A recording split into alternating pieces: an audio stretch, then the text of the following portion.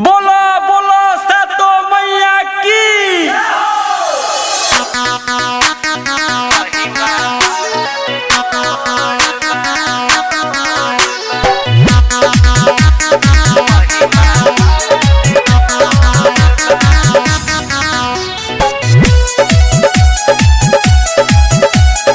Music by Vikesh भोजपुरिया।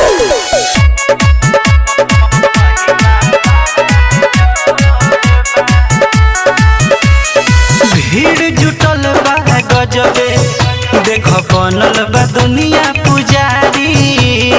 सजल बा पंडाल, मेला लागल बा बड़ी भारी। एहो भीड़ जुटल बा गजबे, देख बनल बा दुनिया पुजारी। सजल बा पंडाल, मेला लागल बा बड़ी भारी। गजब के बा नजारा, माई के पूजत सगरो सोर बा। गंगा पीपर के सातो माई के महिमा बड़ा बेजोड़ बा। गंगा पीपर के सातो माई के महिमा बड़ा बेजोड़ बा।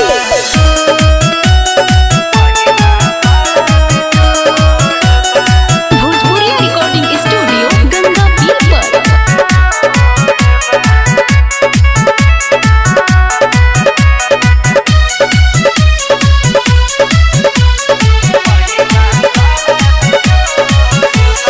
फल फूल नरियर चढ़ावे, केहू लगावता अरजी हो।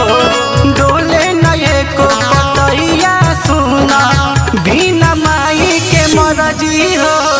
फल फूल नरियर चढ़ावे, केहू लगावता अरजी हो। डोले नए को पतैया सुना, बिना माई के मरजी हो। अचरा के छैया मैया के होत सझिया भोर बा। गंगा पीपर के सातो माई के महिमा बड़ा बेजोड़ बा। गंगा पीपर के सातो माई के महिमा बड़ा बेजोड़ बा।